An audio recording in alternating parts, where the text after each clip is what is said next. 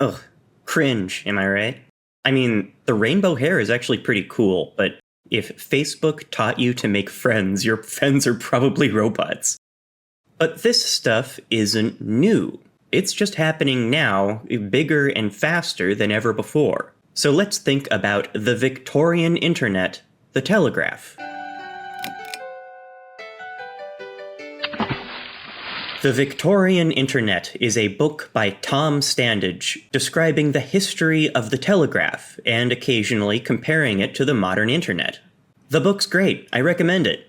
But I will say, it was first published in 1998, and I think it was last updated more than 10 years ago.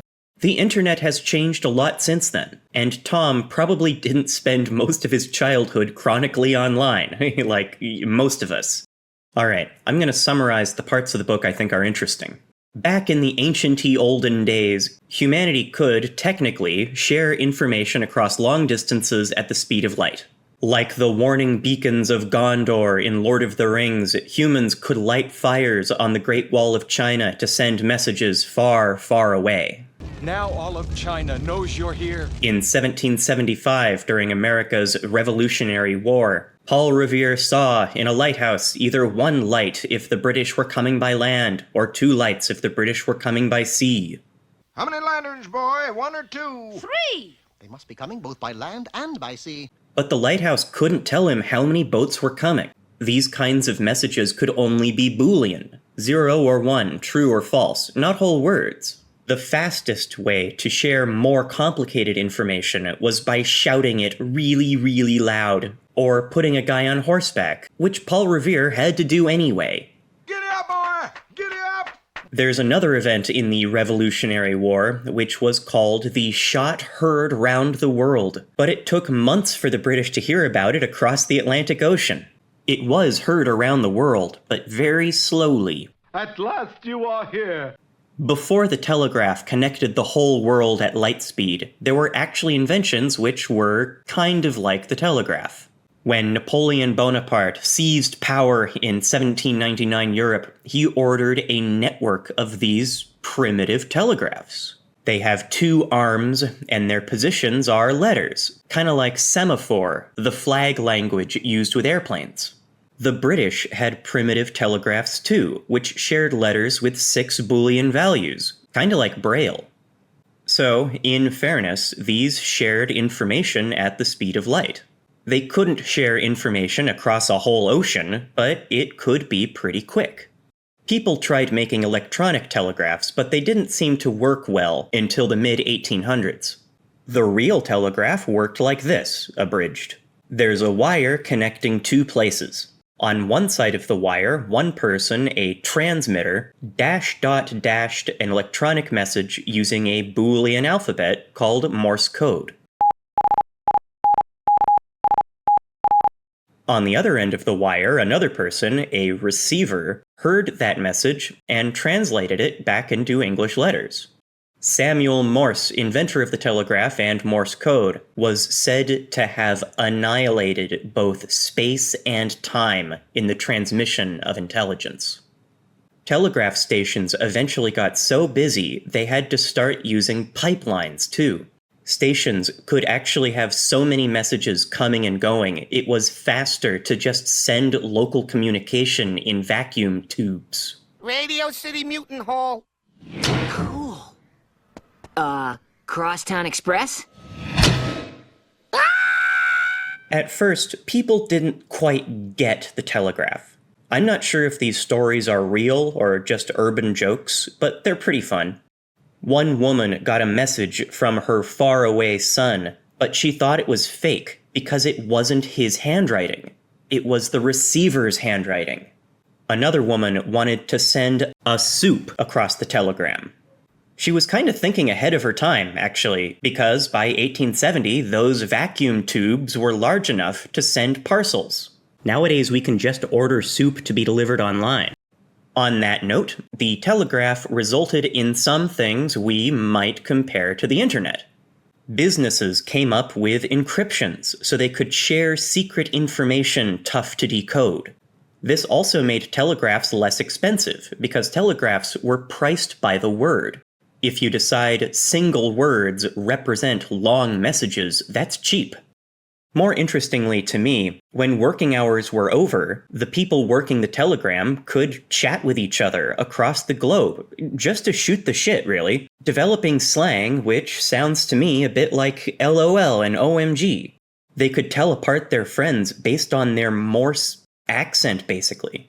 They could play chess on opposite sides of the planet. They could fall in love before meeting each other in person. One wedding's audience applauded electronically. Dating apps wish they worked so well. Maybe because of these love stories, some people thought the telegraph would end war. If we can meet people across the oceans, we'll understand people far, far away, and violence will be no more. But you can tell that didn't work. I mean, Napoleon used these for war to begin with, so using it for peace was kind of a lost cause. In fact, trolls and hackers could use the telegraph to commit crimes, like making bets on horse races after the race was over and they knew who won. Anyway, the telegraph became obsolete with the telephone. You didn't need experts to transmit and receive the messages. You could just talk. And this expanded step by step to the internet. It was originally used just for academics, but now we can contact each other across borders, sharing not only light-speed audio, but also light-speed video. We can stream ourselves playing video games to live audiences. If I kill you with this, that means you're a giraffe. Only giraffes get killed by the conscientious objector with a squid on it.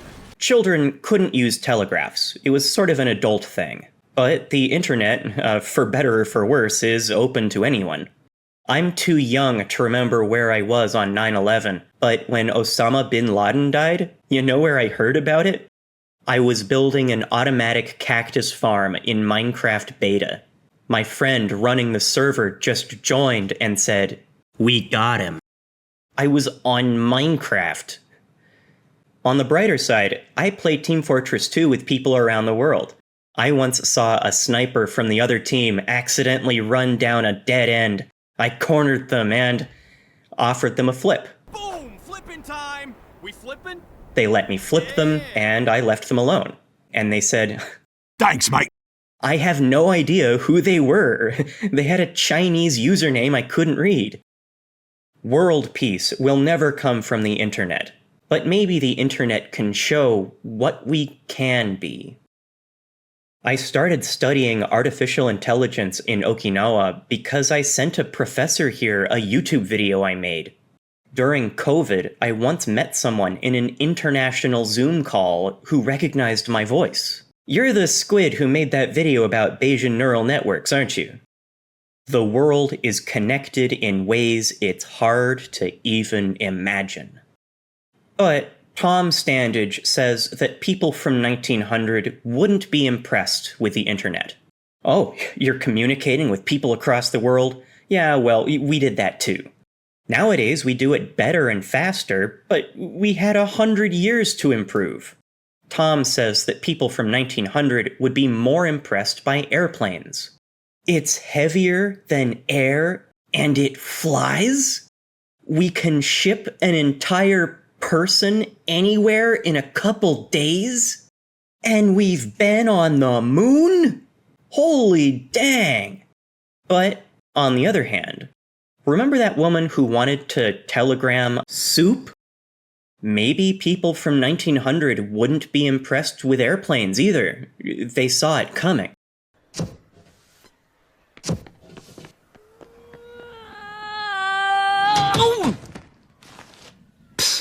Tourist. What I think matters most is that human communication, whether in person or across the planet, whether beacon fires thousands of years ago or the text chats on Minecraft servers, we connect our neurons together as if we are connected like neurons. Right now, I'm linking my neurons to yours. To finish up, today, humanity is trying to send messages across the cosmos. The spacecraft Voyager is carrying a golden record somewhere in the universe. Will we get a message back? And if we do, will we be able to even notice it? Maybe there's an intergalactic telegraph system that we're too primitive to log into. And maybe people from 1900 still wouldn't be impressed with it. From the 1970s, the biggest computers in the world were comparable to the kinds of things we have in our pocket today. And I'm not talking about your phone. I'm talking about your key fob. So anyway, thanks for connecting to my neurons. See you later, Squidlings.